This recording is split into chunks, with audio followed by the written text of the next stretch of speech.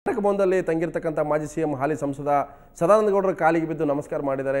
ಯಡಿಯೂರಪ್ಪ ಕಾಲಿಗೆ ಬಿದ್ದು ಸದಾನಂದ ಗೌಡ ನಮಸ್ಕಾರ ಮಾಡಿದ್ದಾರೆ. ತಾವು ದೃಶ್ಯಗಳು ನೋಡ್ತಾ ಇದ್ರಿ ಯಾವ ರೀತಿ ಯಡಿಯೂರಪ್ಪನವ್ರ ಕಾಲಿಗೆ ಬಿದ್ದು ಸದಾನಂದ ಗೌಡರು ನಮಸ್ಕಾರ ಮಾಡ್ತಾ ಇದ್ದಾರೆ. ಶ್ರೀರಾಮುಲು ಕೂಡ ಅಲ್ಲೇ ಇದ್ದಾರೆ. ಇದು ಕರ್ನಾಟಕ ಭವನದಲ್ಲಿ ನಡೆದಂಥ ಒಂದು ಇವತ್ತಿನ ಒಂದು ಬೆಳವಣಿಗೆ. ಇನ್ನೇನು ಕೆಲವು ಹೊತ್ತಿನಲ್ಲಿ ಅವರು ರಾಷ್ಟ್ರಪತಿ ಭವನಕ್ಕೆ ತೆರಳುತ್ತಾರೆ.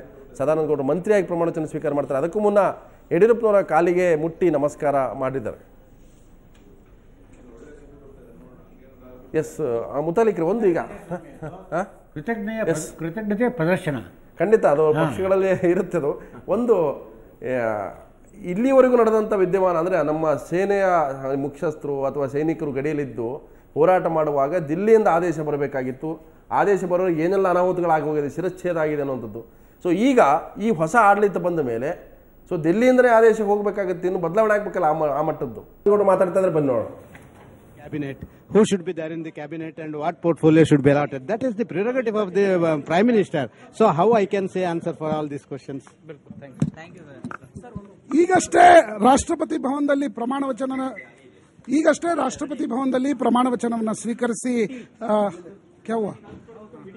ಈಗಷ್ಟೇ ರಾಷ್ಟ್ರಪತಿ ಭವನದಲ್ಲಿ ಸದಾನಂದ ಗೌಡ ಜೊತೆ ಮಾತಾಡುವಂತ ಪ್ರಯತ್ನ ಮಾಡ್ತಾ ಇದ್ದಾರೆ. ಬಹಳಷ್ಟು ಜನ ಮಾಧ್ಯಮದವರಿದ್ದಾರೆ. ಸದಾನಂದ ಗೌಡ ಹೇಳ್ತಾ ಇದ್ದಾರೆ, ಈ ಸದ್ಯಕ್ಕೆ ಖಾತೆ ವಿಚಾರದಲ್ಲಿ ನಾನು ಯಾವುದೇ ರೀತಿ ತಲೆ ಕೆಡಿಸ್ಕೊಂಡಿಲ್ಲ, ಪ್ರಧಾನಿಗಳು ಕೊಡುವಂತ ಖಾತೆ ನಿಭಾಯಿಸ್ತೇನೆ, ಅದ್ರ ಬಗ್ಗೆ ಈಗಲೇ ಯಾವುದೇ ರೀತಿ ಮಾತನ್ನ ಹೇಳಕ್ಕಾಗೋದಿಲ್ಲ ಅಂತ ಮಾತಾಡ್ತಾರೆ ಪ್ರಕಾಶ್ ತಾವ್. ಹಿರಿಯರೆಲ್ಲ ಮೋದಿ ಅವರ ಮಂತ್ರಿಮಂಡಲ. ಒಂದು ನಿಮಿಷ, ವೆರಿ ಇಂಟ್ರೆಸ್ಟಿಂಗ್ ಪಾಯಿಂಟ್ ನೀವು ರೇಸ್ ಮಾಡಿದ್ರೆ. ನಾನು ಒಂದು ನಿಮಿಷ, ಸದಾನಂದ ಗೌಡ ಮಾತಾಡ್ತಾ ಇದ್ದಾರೆ, ನೂತನ ಸಚಿವರು.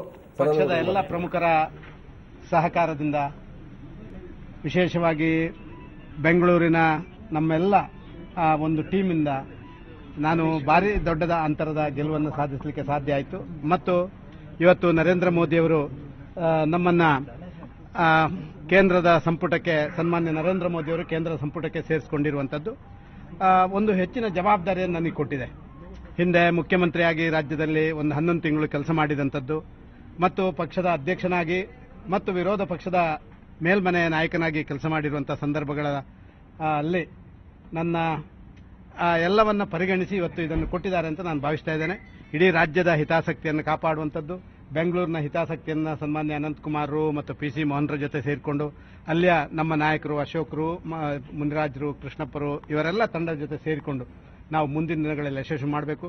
ಸನ್ಮಾನ್ಯ ಜಗದೀಶ್ ಶೆಟ್ಟರು ನಮ್ಮ ಕೆಳಮನೆಯ ನಾಯಕರು ಇಡೀ ರಾಜ್ಯದ ಜವಾಬ್ದಾರಿಯನ್ನು ಮೊನ್ನೆ ಹೀಗೆ ಹೇಳಿದಾಗ, ರಾಜ್ಯದ ಜವಾಬ್ದಾರಿಯನ್ನ ಅಶೋಕರು ಮತ್ತು ಜಗದೀಶ್ ಶೆಟ್ಟರು ನಾವೆಲ್ಲ ವಹಿಸಿಕೊಳ್ತೇವೆ ಅಂತ ಹೇಳುವಂಥದ್ದನ್ನು ಮೊನ್ನೆ ಕೂಡ ಹೇಳಿದ್ದಾರೆ.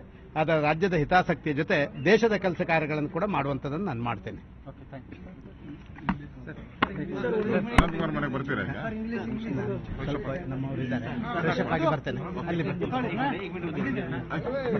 What ever responsibility that will be given by honourable Prime Minister Shri Narendra Modi ji, it will be wholeheartedly accepted.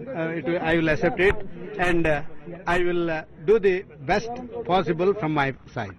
दूसरा सर, क्या रेल मिनिस्ट्री आपको बताई गई है? रेल मंत्रालय आपको मिल रही है? मुझे ये मीडिया में चल रहा है, मगर so far I have not intimated with any portfolio so far. Not only for me, for any of the cabinet members, they have not allotted the portfolios.